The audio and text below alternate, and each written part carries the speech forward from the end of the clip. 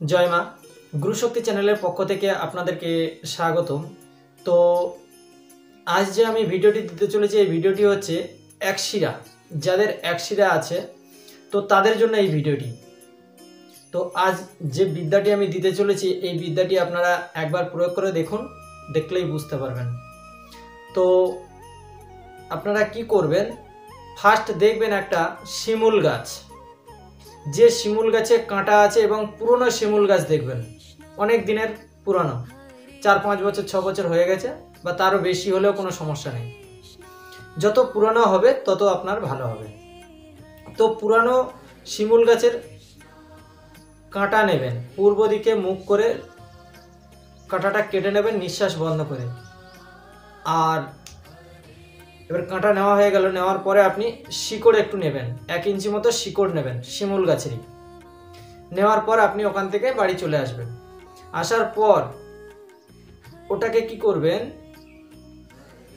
ভালো করে ওই যে শিমুল গাছের যে কাঁটা, ওটা যে দিকটা কাঁটা আছে সেটা শিলপাটাতে একটু ঘষবেন, ঘষলে দেখবেন গোল টাইপ হয়ে যাবে।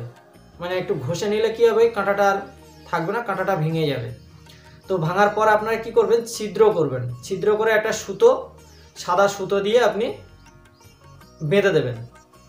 বেঁধে দেওয়ার পর বেঁধে রেখে দেবেন। এবার একটা হরিতকি নেবেন। এবারে দোকান থেকে তো হরিতকি আপনারা পেয়ে যাবেন, কিন্তু হরিতকি গাছের শিকড়ও লাগবে। তো এই হরিতকি আপনারা কি করবেন, হরিতকি কিন্তু কোমরে বাঁধতে হবে। আর হরিতকির গাছের শিকড় আপনারা পূর্ব দিকে মুখ করে ওই শনিবার অথবা মঙ্গলবার দিন তুলবেন নিঃশ্বাস বন্ধ করে, 1 ইঞ্চি মতো। তো এই যে শিমুল গাছের শিকড় আর হচ্ছে হরিতকি গাছের শিকড়, এই দুটো শিকড় একসঙ্গে করবেন। আর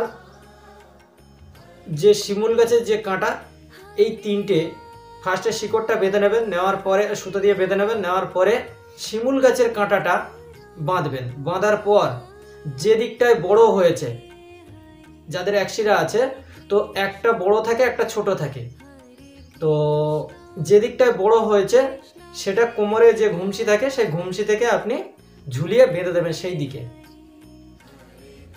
তো ঝুলিয়ে বেঁধে দেবেন আর হরিতকিটা কোমরে ঘুমসিতে বেঁধে নেবেন।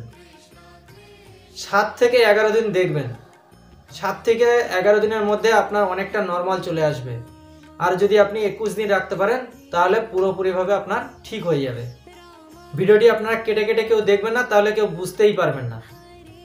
তো আমি যেভাবে বলেছি আপনারা এরকমভাবে কাজটি করুন, দেখবেন ফল পাবেন। তো ভিডিওটি যদি আপনাদের ভালো লেগে থাকে তাহলে লাইক করবেন, শেয়ার করবেন এবং সাবস্ক্রাইব করবেন।